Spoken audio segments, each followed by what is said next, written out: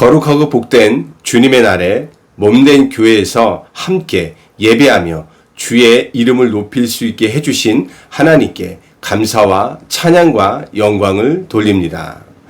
주님의 은혜와 평강이 이 자리에 함께한 모든 성도님들과 가정과 하시는 모든 일 위에 가득하기를 주님의 이름으로 축원합니다. 창세기 6장에서부터 8장까지를 통해 온 세상에 죄악이 관영함으로 하나님께서 물로 세상을 심판하신 대홍수 사건과 그 가운데서 오직 의인이요 당대의 완전한 자요 하나님과 동행했던 노아와 그 가족만이 방주에 들어가 구원받은 은혜 역사를 말씀으로 나눴습니다. 대홍수 심판 끝에 새로운 땅을 밟은 노아와 가족들은 드넓은 세상에서 그들만이 생존했고 모든 것이 새롭게 시작하는 인류 역사의 새로운 페이지가 펼쳐집니다. 여러분 상상해 보십시오. 이전 세상은 사라졌고 아는 사람은 아무도 없고 동물만이 있는 그 땅에서 그들은 막막함과 두려움에 휩싸였을 것입니다. 또 우리가 정말 새롭게 살 수 있을까? 다시는 죄의 길을 반복하지 않을 수 있을까라는 의심 또한 있었을 것입니다. 그때 하나님께서는 노아와 그 후손들에게 언약을 선포하시며 인류를 향한 변함없는 사랑과 희망을 보여주십니다.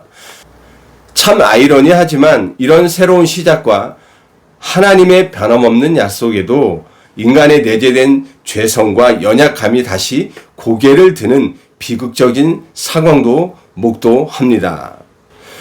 창세기 9장은 인류 역사가 하나님 은혜로 새 출발하는 순간으로 인간의 연약함과 실패에도 불구하고 하나님께서 어떻게 당신의 주권적인 뜻과 사랑으로 인류 구원을 향한 위대한 역사를 끊임없이 이끌어 가시는지를 잘 보여줍니다. 오늘 말씀을 나누면서 우리의 삶 속에서도 여전히 드러나는 연약함과 부족함 가운데서도 하나님의 언약은 변함없이 유효하며 우리를 향한 그분의 사랑과 구원 계획은 흔들림 없이 성취되고 있음을 깨닫고 더욱 깊은 소망과 확신을 얻는 복된 시간 되기를 바라겠습니다. 1절입니다. 하나님이 노아와 그 아들들에게 복을 주시며 그들에게 이르시되 생육하고 번성하여 땅에 충만하라. 이 말씀은 창세기 1장 28절에 아담과 하와에게 주셨던 축복의 말씀과 거의 동일합니다. 하나님은 죄로 인해 망가진 세상에서 자신의 형상을 따라 지음받은 인간을 통해 땅을 다스리고 충만하게 하시려는 창조 목적을 포기하지 않으셨습니다. 노아와 세 아들들을 인류의 대표자로 세우고 가족들이 새로운 세계에 적응할 수 있도록 모든 축복을 아끼지 않으심으로 천지 창조의 목적을 적극적으로 수행하는 인류 새 출발을 이끌고 있음을 1절은 말씀합니다. 2절입니다. 땅의 모든 짐승과 공중의 모든 새와 땅에 기는 모든 것과 바다의 모든 물고기가 너희를 두려워하며 너희를 무서워하리니 이것들은 너희의 손에 붙였음이니라. 모든 산 동물은 너희의 먹을 것이 될지라 채소같이 내가 이것을 다 너희에게 주노라. 2절과 3절은 타락 이후 변화된 창조 질서의 현실을 보여줍니다. 세상의 강포함으로 땅이 폐괴해지고 짐승들도 포악해지므로 인간과 동물 사이의 조화로운 관계는 깨졌고 인류 생존에 필요한 양식 수급의 불안정과 짐승들로부터 생명의 위협을 받게 됩니다. 하나님께서는 인류 생존을 위해 짐승들을 인류 지배 아래 두셨음을 2절은 말씀합니다. 원래 동물들은 하나님의 창조 질서 아래서 인간에게 복종하게 되어 있었지만 인간의 타락과 홍수 심판으로 인한 상황 변화에 따라 동물들이 인간에게 해를 끼치기 충분한 능력이 있기 때문에 동물들에게 인간에 대한 천성적 두려움과 공포를 가지게 함으로 인간을 보호하신 것입니다. 또 새로운 인류가 생존에 대한 염려 없이 적극적으로 새 창조를 위해 살아갈 수 있는 토대를 위해 충분한 환경과 양식을 허락해 주심을 3절은 말씀합니다. 홍수 후 땅에는 인간이 먹고 살 식물이 없었습니다. 다시 농사를 지어 그 수확물을 얻기까지는 시간이 필요했기에 하나님께서는 인간들에게 동물을 음식으로 허락하신 것입니다. 하나님께서 인류에게 복을 주시고 생존을 위한 필요한 조치를 취해 주셨음은 하나님의 백성들이 기본적 문제에 얽매여 해야 할 일을 등한히 여기지 말고 오직 하나님 나라와 그 의를 위해 힘쓰고 애써야 함을 교훈해 주고 있습니다. 4절입니다. 그러나 고기를 그 생명되는 피채 먹지 말 것이니라. 내가 반드시 너희의 피 곧 너희의 생명의 피를 찾으리니 짐승이면 그 짐승에게서 사람이나 사람의 형제면 그에게서 그의 생명을 찾으리라. 하나님께서 동물을 사람의 양식으로 삼되 피의 식용 금지를 강력하게 금지하셨음을 본절은 말씀합니다. 이런 규정은 동물을 죽이더라도 오직 양식을 삼기 위해 해야 하며 취미로 동물을 죽여서 이 세상에서 멸절되지 않도록 보존토록 하심과 함부로 피를 흘리지 못하게 함으로써 생명을 해치는 일이 없도록 하시고자 하는 하나님의 계획에 근거합니다. 이것은 생명의 거룩함을 강조하는 동시에 후에 예수 그리스도의 피 흘림을 통해 완성될 구속을 예표합니다. 6절입니다. 다른 사람의 피를 흘리면 그 사람의 피도 흘릴 것이니 이는 하나님이 자기 형상대로 사람을 지으셨음이니라. 또 하나님은 인간 생명은 어떠한 상황에서도 그 생명을 보존하기 위해 살인을 결코 용납하지 않으셨으며 살인자에 대하여 그 피의 대가를 찾으시겠다고 말씀하셨습니다. 이는 단순한 형별 규정이 아니라 인간 생명이 하나님의 형상을 지닌 자로서 가장 거룩하고 보호받아야 할 존재임을 선포하는 선언이며 거룩한 씨가 여러 상황에서도 끊이지 않고 계속 이어질 것이라는 하나님의 계획을 보여줍니다. 또한 하나님이 임명한 자, 하나님께서 세우신 사법적 권세자에게 그 처분을 맡겨야 한다는 뜻이 담겨 있습니다. 인류 보호를 위한 모든 규례로 모든 시민법의 근거가 되는 말씀으로 복음적 인간 이해, 인권과 사회 정의 기초에 대한 구약적인 근거로서 생명윤리, 정의, 질서의 기준이 하나님의 말씀에 있음을 잘 보여줍니다. 이 말씀은 오늘 우리 시대에도 여전히 중요합니다. 생명 경시, 인간 경시, 폭력과 혐오가 만연한 이 시대에 우리는 생명을 보호하고 세워야 할 사명이 있음을 기억해야 합니다. 너희는 생육하고 번성하며 땅에 가득하여 그 중에서 번성하라 하셨더라. 다시 한번 7절 말씀을 통해 노아를 격려하고 용기를 주십니다.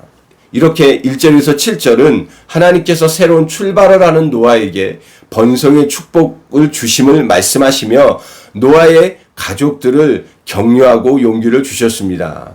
그럼에도 불구하고 대홍수 심판을 통해 인류 파멸을 목격한 노아와 가족들 마음 한켠에는 뭔지 모를 불안감이 있었습니다.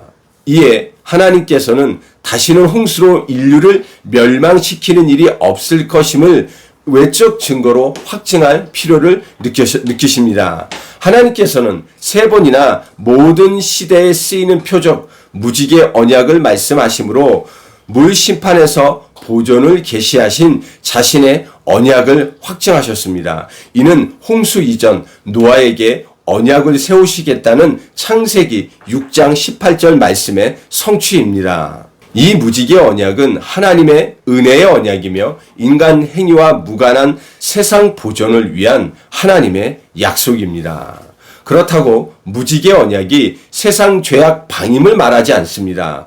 오히려 죄악에도 불구하고 택한 자들을 구원하시려는 하나님의 적극적 노력을 담고 있습니다. 노아와 가족들이 무지개 언약을 통해 하나님의 위로를 받았듯이 사랑하는 성도님들도 이 구름 같은 세상에서 온갖 두려움, 걱정, 근심에 휩싸이게 될 때 하나님의 궁극적 언약인 그리스도를 바라봄으로 소망으로 인내하며 참된 위로를 받아야 할 것입니다. 8절입니다. 하나님이 노아와 그와 함께한 아들들에게 말씀하여 이르시되 내가 내 언약을 너희와 너희 후손과 너희와 함께한 모든 생물 곧 너희와 함께한 새와 가축과 땅의 모든 생물에게 세우리니 방주에서 나온 모든 것 곧 땅의 모든 짐승에게니라. 8절에서 11절은 언약을 세우시는 하나님에 대해 말씀합니다. 특별히 8절에서 10절은 언약의 대상이 누구인지에 대해서 말씀하고 있습니다. 바로 인류의 새로운 출발점인 노아와 그 아들들 그리고 후손들과 모든 생물들 말입니다. 9절에 나오는 언약을 의미하는 히브리어 단어 베리트는 쪼개다와 끈다의 뜻을 담고 있습니다. 언약 당사자 중 한쪽이 그 언약을 깨뜨릴 경우 짐승과 같이 쪼갰을 당한다는 의미를 나타냅니다. 이는 하나님께서 이 언약에 얼마나 신실하신지와 그 언약을 끝까지 지키시겠다는 하나님의 의지를 보여줍니다. 이 언약은 하나님께서 주권적으로 세우신 언약이며 어떤 조건도 없는 오직 자비롭고 은혜로우신 하나님의 성품에 근거합니다. 이 언약은 사람들을 보호하려는 목적을 지녔으며 죄를 따라 사람을 다스리지 않으시겠다는 약속입니다. 11절입니다. 내가 너희와 언약을 세우리니 다시는 모든 생물을 홍수로 멸하지 아니할 것이라. 땅을 멸할 홍수가 다시 있지 아니하리라. 11절은 언약의 내용을 말씀하고 있습니다. 바로 홍수로 모든 생물을 멸하지 않겠다는 것으로 어떤 홍수도 없을 것이라는 말씀이 아니라 노아 때의 홍수와 같은 이런 대홍수가 다시 있지 않을 거라는 사실입니다. 12절에서 16절은 언약의 증거를 주시는 하나님에 대해서 말씀합니다. 12절입니다. 하나님이 이르시되 내가 나와 너희와 및 너희와 함께하는 모든 생물 사이에 대대로 영원히 세우는 언약의 증거는 이것이니라. 내가 내 무지개를 구름 속에 두었나니 이것이 나와 세상 사이의 언약의 증거니라. 이 언약은 하나님의 일방적인 은혜로 주신 것이며 말로써 언약을 세우는 것이 아닌 언약을 확증하는 증표를 보여주심과 함께 효과가 영원한 것임을 강조하고 있습니다.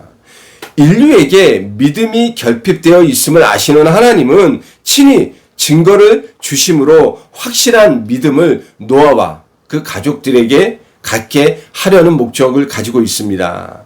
하나님께서 주신 언약의 증거가 뭡니까? 바로 저 구름 속에 든 무지개임을 13절은 말씀하고 있습니다. 무지개는 태양 반대편에 비가 올 때 그 물방울에 비친 태양 광선이 반사되고 굴절되어 나타나는 현상입니다.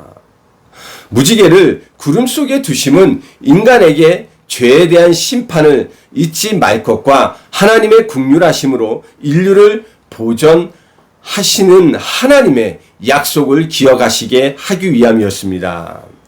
14절입니다. 내가 구름으로 땅을 덮을 때 무지개가 구름 속에 나타나면 내가 나와 너희와 및 육체를 가진 모든 생물 사이에 내 언약을 기억하리니 다시는 물이 모든 육체를 멸하는 홍수가 되지 아니할지라. 무지개가 구름 사이에 있으리니 내가 보고 나 하나님과 모든 육체를 가진 땅의 모든 생물 사이에 영원한 언약을 기억하리라. 14절에서 16절은 표적인 무지개 언약의 기능을 상세히 설명합니다. 무지개 언약은 영세까지 있을 하나님의 언약의 보증이며 세상을 물로 멸하지 않겠다는 하나님과 세상과의 언약으로 구름이 땅을 덮을 때 일어남을 말씀합니다. 15절을 보면 무지개는 우리가 기억하라고 주신 것 같지만 하나님께서는요, 내가 기억하겠다고 말씀하십니다.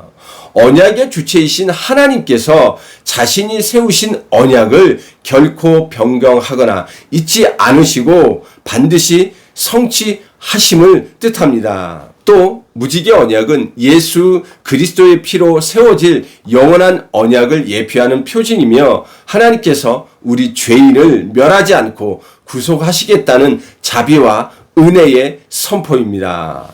17절입니다. 하나님이 노아에게 또 이르시되 내가 나와 땅에 있는 모든 생물 사이에 세운 언약의 증거가 이것이라 하셨더라. 17절은 언약을 확증하시는 하나님에 대해 말씀하고 있습니다. 이를 통해 노아와 가족들의 마음에 용기를 불러일으키고 모든 두려움을 제거하시고자 하시는 하나님의 다짐과 노아를 위한 공식적 선언의 강조를 보여줍니다. 18절에서 29절은 충격적인 이야기입니다. 앞에서 하나님의 복과 언약은 노아와 아들들의 새로운 삶이 잘 되어질 것이라는 희망을 내포했지만 그 기대와 다르게 실패한 인간의 삶이 기록됩니다. 그러면서 죄로 인해 망가진 인간의 현실과 하나님의 언약은 변하지 않음을요 또한 보여줍니다. 18절입니다. 방주에서 나온 노아의 아들들은 셈과 함과 야벳이며 함은 가나안의 아버지라. 노아의 이 세 아들로부터 사람들이 온 땅에 퍼지니라. 18절 19절은 방주에서 생존한 노아 세 아들로부터 새로운 인류가 시작됨을 말씀합니다. 20절입니다. 노아가 농사를 시작하여 포도나무를 심었더니 포도주를 마시고 취하여 그 장막 안에서 벌거 벗은지라. 20절과 21절은 방주에서 나온 노아가 황폐해진 땅을 경작하기 시작했다는 의미로 농업과 포도나무 재배에 종사했음을 보여줍니다. 그리고 그 생산된 포도로 포도주를 만들어 마셨음 또한 말씀하고 있습니다. 특히 21절은 노아가 포도주에 이미 익숙해 있었음을 시사하고 있습니다. 그러나 이 노아가 이 포도주를 마셨다는 것 자체가 잘못은 아닙니다. 바로 취한 것이 문제라는 것이죠. 자신을 주체하지 못할 정도로 만취되었음을 말하는 21절은 여기에 바로 노아의 잘못이 있는 것입니다. 얼마나 취했는지 성경은 스스로 옷을 벗어버려 그 몸을 드러냈다고 말씀합니다. 의인이요 당대 완전한 자요 하나님과 동행하는 자라는 칭호를 들었던 노아가 홍수 이전에 타락하고 죄악된 인간의 본성과 별반 차이 없는 타락한 인류의 전형적 모습을 보여주고 있다는데 그 문제의 심각성이 있습니다. 여기서 우리는 중요한 질문을 하게 됩니다. 왜 하나님은 이런 장면을 성경에 남기셨을까? 노아의 실패는 무슨 의미일까라고 말입니다. 이 장면은 심판 이후에도 인간의 죄성은 완전히 제거되지 않았음을 보여줍니다. 방주 밖으로 나왔다고 해서 죄가 끝난 것이 아니라는 것입니다. 심판은 죄인을 제거할 수 있어도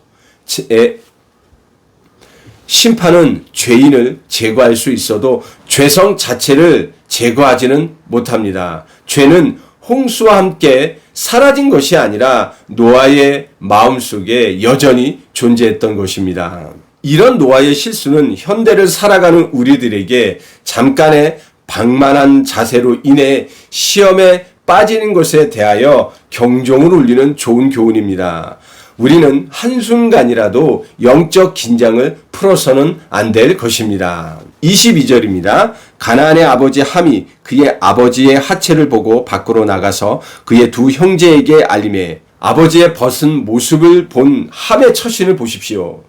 부모를 공경하는 마음이 있었다면 셈과 야벳처럼 행동했을 것인데 함에게는 그런 부모 공경의 마음이 근본적으로 없었음을 22절은 보여줍니다. 노아가 수치스러운 모습으로 자고 있는 것을 힐끗 지나본 것이 아니라 그 모습을요 악의적으로 즐기면서 만족스럽게 응시한 것이 함의 큰 실수였음을 성경 본문 히브리어 원문은 지금 말하고 있습니다. 함은 여기에 더해 아버지 노아를 부끄럽게 하려고 형제와 주변 사람에게 떠들고 다녔음을 또한 말씀합니다. 함은 아버지 노아의 수치를 형제와 주변에 말함으로 그들도 자기와 같이 못된 쾌감을 느끼도록 충동질했던 것입니다. 23절입니다. 셈과 야벳이 옷을 가져다가 자기들의 어깨에 메고 뒷걸음쳐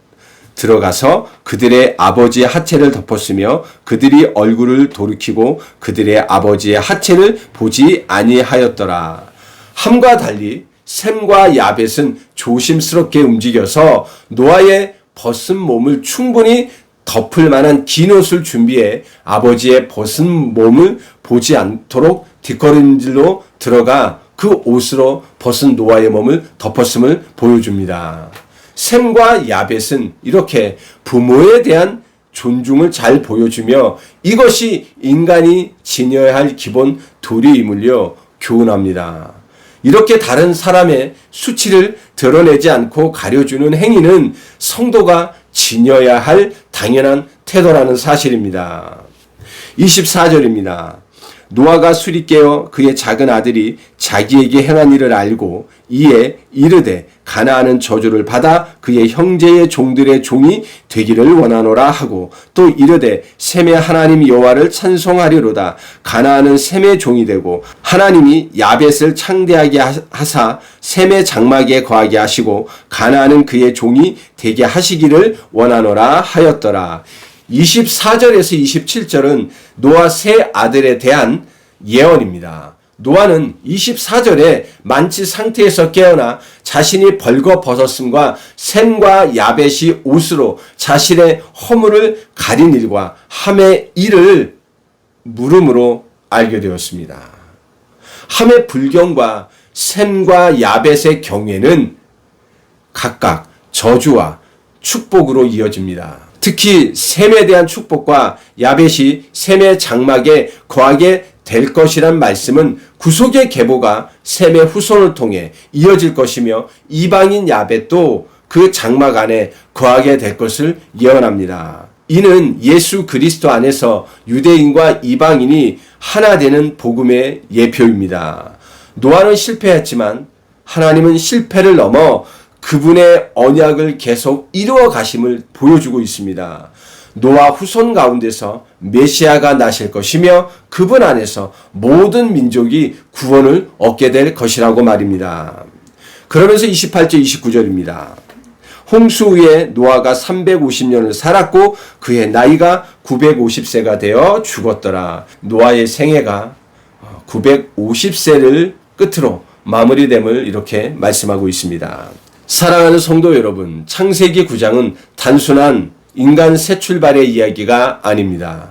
은혜로 시작되는 구속사의 새로운 장으로 홍수 심판 이후에도 인류를 포기하지 않으신 하나님께서 은혜의 언약을 세우셨고 죄악 속에서도 구속의 약속을 이루어 가셨음을 보여줍니다. 그리고 그 언약은 예수 그리스도께서 완성하셨지요. 우리는 이 은혜 언약 안에 서 있는 자들이요 은혜 언약 안에서 살아가는 자들입니다. 이제는 생명을 존귀하게 여기며 죄에 대해 민감하게 반응하고 십자가 언약의 사람답게 은혜로 살고 은혜를 나누는 삶을 살아야 할 것입니다. 오늘 예배를 드리는 우리가 다시 한번 그리스도의 은혜를 깊이 붙잡고 언약 백성답게 은혜 안에서 행하며 죄를 벗고 생명을 살리는 주님의 자녀요 성도로서 살아가기를 우리 주 예수 그리스도 이름으로 축원합니다.